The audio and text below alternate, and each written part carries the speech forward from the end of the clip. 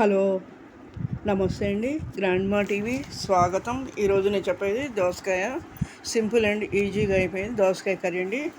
ఒక medium size దోసకాయ, 2 ఉల్లిపాయలు, 2 పచ్చిమిరపకాయలు, కరివేపాకు, శనగపప్పు, నానబెట్టిన శనగపప్పు మనకి కావాల్సినది. నేను 2-3 స్పూన్లు నానబెట్టాను, మీకు ఇంకా కావాలంటే ఎక్కువ వేసుకోవచ్చు.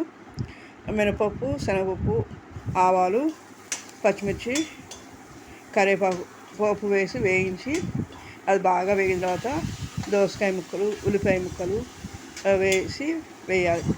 పచ్చిమిరపకాయ, కరివేపాకు పోపు బాగా వేయించి ఈ ముక్కలన్నీ వేసి బాగా వేగనిచ్చి దాంట్లో పసుపు, 1 స్పూన్ పసుపు, టేస్ట్కి సరిపడా సాల్ట్ వేసి బాగా అడిగి పైకి కలిపి మూత పెట్టేసుకోవాలి. ఎందుకంటే దోసకాయ బాగా కలుపుకొని మీడియం సైజు ముక్కలు చేసుకుని వీటిని పోపు వేయించి, ఎందుకంటే దోసకాయ పులుపుగా ఉంటుంది, కాకపోతే కాయ చేదు ఉందా ఎలా ఉంది ముందు తరిగేప్పుడు చూసుకోవాలి. ఎందుకంటే చేదు ఉంటే కూర బాగుండదు. అందుకని మీరు కాయ చేదు లేకుండా చూసుకుని చిన్న ముక్కలుగా తరుక్కుని పోపు వేయించుకుని, ఈ పోపు అంతా వేగిన తర్వాత ఉల్లిపాయ ముక్కలు, పచ్చిమిరకాయలు, కరివేపాకు వేసి, ఎండుమిర్చి ఇవన్నీ వేసి ఒకసారి వేయించి దోసకాయ ముక్కలు వేయాలి. పైన పసుపు, ఉప్పు వేసి మనం ముందుగా నానబెట్టి ఉంచుకున్న శనగపప్పు నేను ఒక 2 స్పూన్లు వేసాను, మీకు కావాలంటే ఎక్కువ వేసుకోవచ్చు. వేసుకుని మూత పెట్టి నీళ్ళు పోసి ఆవిరి మీద ఉడకనివ్వాలి. ఒక 10 నిమిషాల్లో బాగా మెత్తగా ఉడికిపోతుంది. ఒకసారి చెక్ చేసుకుని ఉడికిపోతుంది.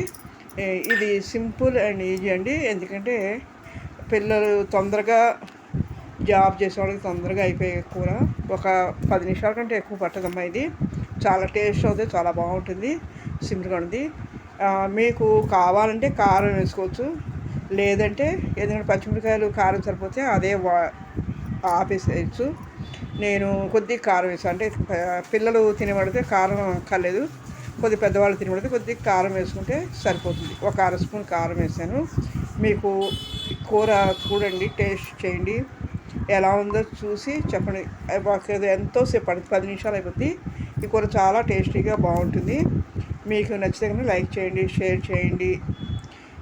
ఇంకా నేను మంచి ఏమైనా చెప్పడానికి అవకాశం లేదు, ఎందుకంటే ఉద్యోగాలు చేసేవాళ్ళు సింపుల్గా అయ్యే కూరలమ్మ నేను చెప్పేవి. Okay, thank you.